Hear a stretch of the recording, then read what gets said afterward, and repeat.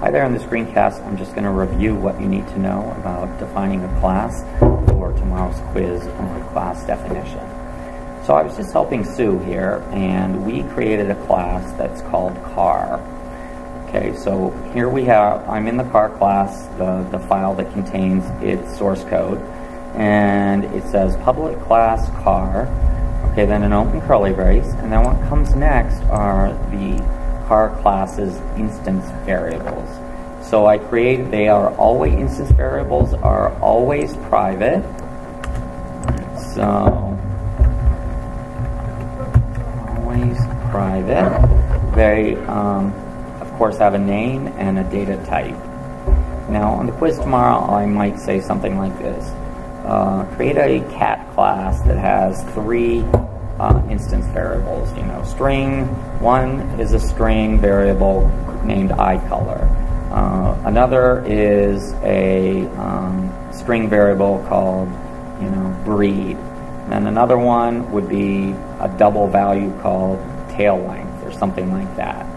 So those would be the instance variables. They're always private, and they're always defined at the top of the class, right underneath the first open curly brace. Next comes any constructors that the class has. So in general, you'll have a no-args constructor, and no-args means there's no arguments or parameters inside the parentheses there. Then you may have one or more other constructors that have parameters.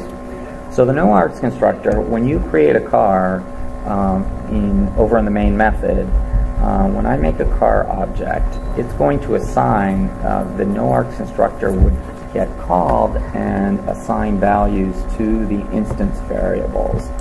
So right here, when I say car C equals new car, that creates a car object, names it C, and then assigns values to the instance variables color, horsepower, and is new. And that would be right here.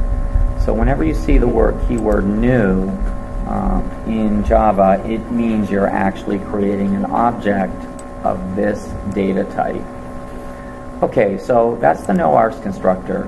Then I may have constructors that have parameters, and what happens here is when you call those constructors, you supply values that get assigned to the instance variables. So here's one that has three variables, or three parameters, and those correspond to color, horsepower, and is new.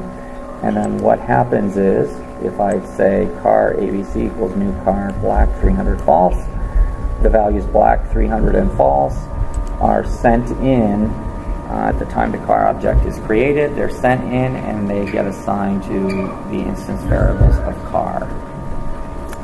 Okay, then I may have a constructor that exhibits chaining. And a constructor that exhibits chaining, the first line of it is always going to be this.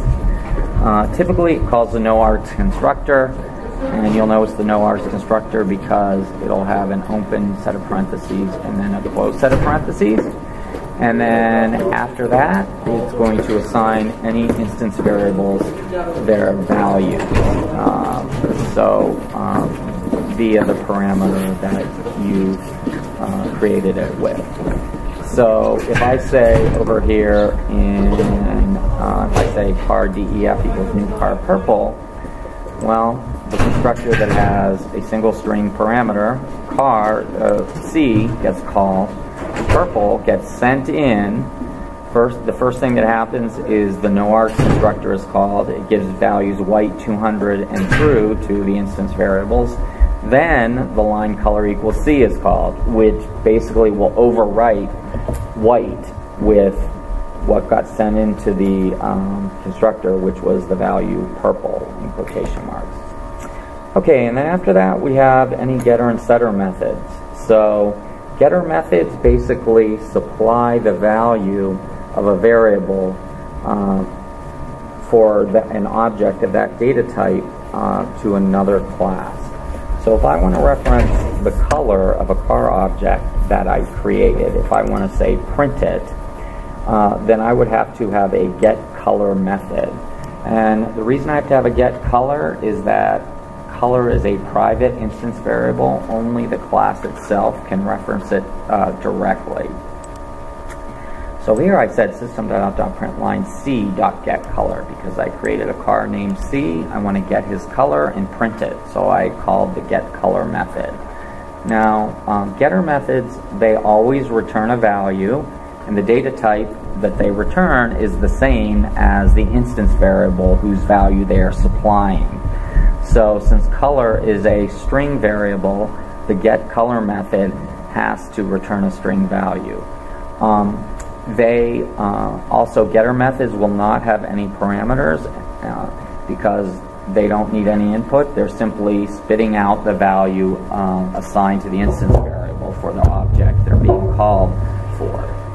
Alright, so you may have some getter methods, one for each variable, or you may not need any getter methods, or maybe just one. Just depends on the purpose of your program.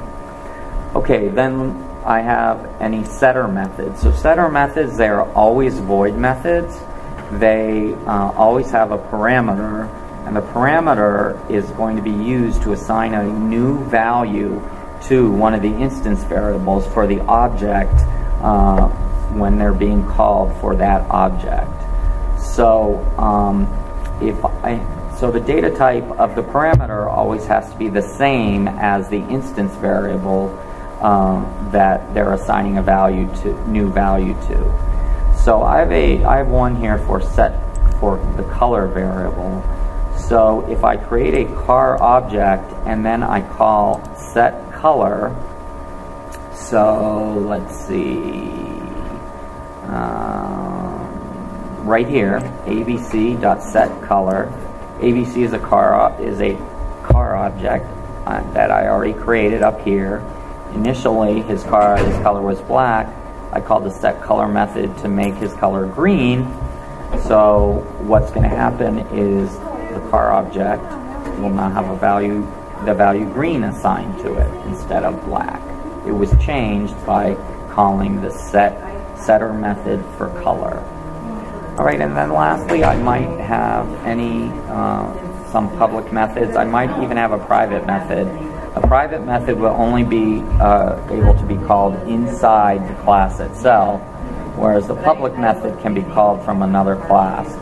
So I wrote a toString method for this class, and the toString method basically returns a string value that's the representation, a string representation of the class, that class object.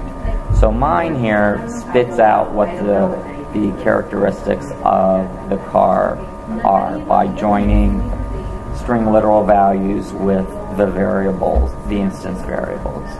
So if I call it for my DEF car and I run it, it's going to print out the car is purple, it has horsepower of 200.0, and its new status then would be either true or false, depending on what it was.